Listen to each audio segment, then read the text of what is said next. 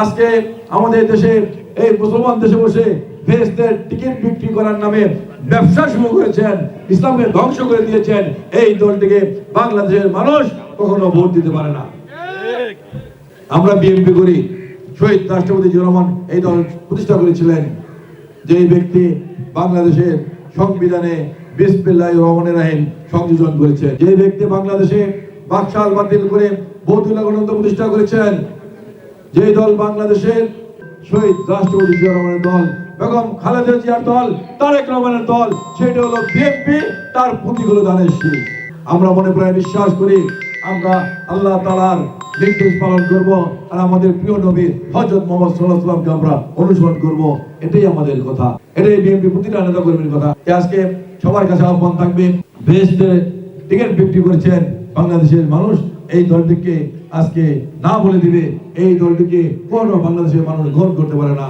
আগামী নির্বাচনে বাংলাদেশের স্বাধীনতা সার্বভৌমত্ব রক্ষার জন্য, বাংলাদেশে ইসলামী ঐক্যকে প্রতিষ্ঠা করার জন্য, ইসলামকে বাংলাদেশের মাটিতে প্রতিষ্ঠা করার জন্য আগামী নির্বাচনে ধানের শীষে ভোট দিয়ে জয়যুক্ত করবেন বিএনপি প্রার্থীকে। ঢাকা 12 এলাকায় ধানের শীষের জন্য মনোনয়ন দিয়েছেন।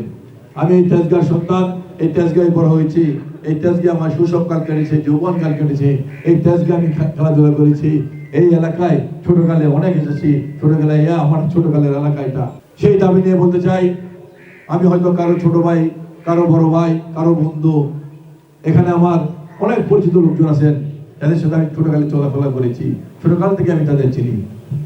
সেই দাবি নিয়ে আমি আগামী নির্বাচনে আপনাদের ভাই হিসাবে আগামী নির্বাচনে আমি ধানের শীষে একটি ভোট দিয়ে আমাকে আপনাদের পাশে থাকার সুযোগ করে দিবেন। আল্লাহ পাক যেন আমাকে কবুল করেন। এই সিএনজি এলাকায় অনেক সমস্যা আছে, এই সমস্যাগুলো কিন্তু নতুন নয়, দীর্ঘদিনের সমস্যা। আমি বিশ্বাস করি আগামীতে যদি বিএনপি জনগণের সেবা করার সুযোগ পায়, আল্লাহ পাক যদি আমাকে এই এলাকায় কবুল করেন, আমি এই সমস্যাগুলোর সমাধান করার জন্য ইনশাআল্লাহ চেষ্টা করব। বিশেষ করে আরো বলবো, গত 16 বছর এই তেজগাঁ কিন্তু মাদকের একটি রাজ্যে পরিণত হয়ে গিয়েছে। এর একটি কারণ হলো এই এলাকার যে এমপি ছিল, কুখ্যাত স্বরাষ্ট্রমন্ত্রী, যে নিজেই মানুষের বাড়িঘর দখল করতেন, সেই স্বরাষ্ট্রমন্ত্রীর পুত্র সে নিজে মাদক সেবন করতেন ও মাদকের ব্যবসা করতেন।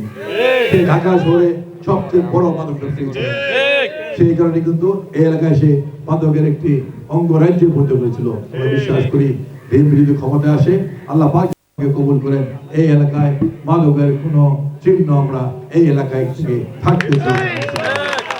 ব্যাপকভাবে চাঁদাবাজির একটি রাজ্যে পরিণত হয়েছে। আমরা বিশ্বাস করি এই এলাকায় চাঁদাবাজির কোনো চিহ্ন আমরা এই এলাকায় থাকতে দেব না। যার যার ব্যবসা সে করবে, কিন্তু কোনো চাঁদাবাজি, কোনো সন্ত্রাস এই এলাকায় থাকতে দেব না ইনশাআল্লাহ। এরপরে গাড়িগুলো রাখার জায়গা নেই, রাস্তায় রাখেন, মানুষের সমস্যা হচ্ছে, মানুষ ঠিক করতে পারে না। এটা কিন্তু একপাক্ষিক সমস্যা নয়, এটা দ্বিপাক্ষিক সমস্যা। এই গাড়িগুলো এক জায়গায় রাখার ব্যবস্থা করে অবশ্যই আমাদের রাস্তাতে আমাদের পরিষ্কার করতে হবে। আগামী দিনে আমাকে ধানের শীষে একটি ভোট দিয়ে আপনাদের পাশে থাকার, আপনাদের খেদমত করার সুযোগ করে দিবেন, সেই দাবি জানিয়ে সবাইকে